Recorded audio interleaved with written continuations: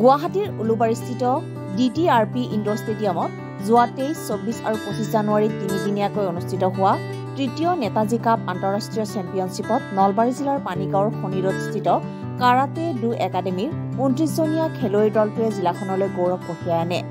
29জনীয়া খেলুৱৈ দলটোৰ ভিতৰত 5গৰাকীয়ে গ'ল্ড মেডেল, 10গৰাকীয়ে ৰূপৰ মেডেল, 13গৰাকীয়ে ব্ৰঞ্জৰ মেডেল পোৱাৰ উপৰিও ছোৱালীৰ 60 কেজি শাখাত জিজ্ঞাসী শৰ্মাই বেষ্ট অৱ দ্য বেষ্ট খেলুৱৈৰ সন্মান পাবলৈ সক্ষম হয়। নলবাৰীৰ পানীগাঁওস্থিত খনিৰোডত প্ৰশিক্ষক জয়ন্ত শৰ্মাৰ তত্বাৱধানত গঢ় লৈ উঠা কাৰাটে ডু একাডেমীত প্ৰশিক্ষণ গ্ৰহণ কৰি থকা প্ৰায় 60গৰাকী ছাত্ৰ-ছাত্ৰীৰ ভিতৰত 29গৰাকী ছাত্ৰ-ছাত্ৰীয়ে তৃতীয় নেতাজী কাপ আন্তঃৰাষ্ট্ৰীয় কাৰাটে চেম্পিয়নশ্বিপত অংশগ্ৰহণ কৰি আটাইকেইগৰাকী ছাত্ৰ-ছাত্ৰীয়ে খিতাপ দখল কৰি অসম তথা নলবাৰী জিলালৈ সুনাম কঢ়িয়াই আনে। আনহাতে প্ৰতিযোগিতাখনত শীৰ্ষ 10টা দলৰ ভিতৰত নলবাৰীৰ কাৰাটে ডু একাডেমীয়ে স্থান লাভ কৰে। আজি কাৰাটে ডু একাডেমীত গ'ল্ড মেডেল পোৱা খেলুৱৈসকলক ৱাৰিয়ৰ্ছৰ নলবাৰী জিলা সমিতিৰ সদস্যসকলে একোখনকৈ ফুলাম গামোচাৰে বিশেষভাৱে সন্মান জনায়।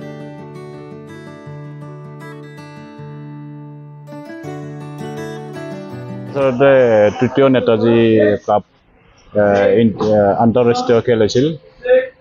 এইখন গুৱাহাটীৰ নেহৰু ষ্টেডিয়াম স্থিত উলুবাৰীস্থিত DTRP ইনডোৰ ষ্টেডিয়ামত অনুষ্ঠিত কৰা হৈছিল। আমাৰ ইয়াৰে পৰা নলবাৰী কাৰাটে ডু একাডেমী নলবাৰীৰ পৰা 29জন খেলুৱৈ অংশগ্ৰহণ কৰিছিল।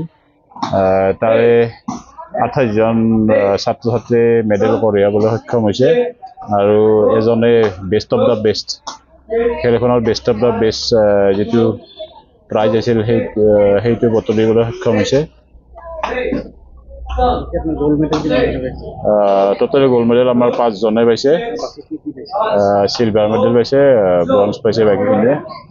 সঠিক হিচাপটো অৱশ্যে মই কোৱা টান হ'ব এতিয়া। জিলা হিচাপে নহয়, এইটো আচলতে এইখনতো আন্তঃৰাষ্ট্ৰীয় খেল জিলা হিচাপে। আৰু আমাৰ নলবাৰী জিলাত কাৰাটে বাকীকেইটা যিকেইটা আমাৰ মানে একাডেমি আছে তেওঁলোকে অংশগ্ৰহণ কৰা নাছিলে, তেওঁলোক আমাৰ পৰাই কৰিছিল, মোৰ একাডেমীৰ পৰাই কৰিছিল।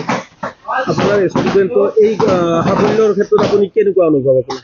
নাই, নিশ্চয় যদি প্ৰশিক্ষকতো ভাল লাগিবই, ভাল ৰিজাল্ট কৰিলে মোৰ ভাল লাগিছে। আৰু আমি ধৰক এনেকুৱা ভিতৰুৱা অঞ্চলৰ পৰা গৈ এখন আন্তঃৰাষ্ট্ৰীয় খেলত ভাগ লৈ ইমানখিনি মেডেল আনিছে, মোৰ ছাত্ৰ-ছাত্ৰীখিনিয়ে ভাল ফলাফল দেখিছে, নিশ্চয়কৈ প্ৰশিক্ষকৰ ভাল লাগিব, এইটো আনন্দৰ কথাই।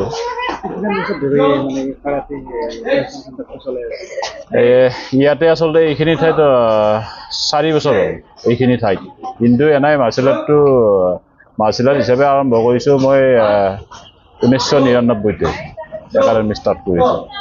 আগতে বেলেগ বেলেগ ঠাইত হৈছিল, এতিয়া ইয়াতে মোৰ নিজে স্থায়ীভাৱে এইটো ইনডোৰ বনাইছোঁ। ইনডোৰ বনাই ইয়াতে ল'ৰা ছোৱালীখিনিক প্ৰেক্টিছ কৰাৰ এটা সুবিধা কৰি দিয়া হৈছে। চাইণ্টিফিক মানে বিজ্ঞান ভিত্তিক যিটো মানে আমাৰ সুবিধা বুলি কয়, সেই সুবিধাটো দিয়াৰ কাৰণে ছাত্ৰ-ছাত্ৰীখিনিক আগবঢ়াই নিয়াৰ কাৰণে মই এটা নিজাববীয়াকৈ প্ৰচেষ্টা লৈছিলোঁ।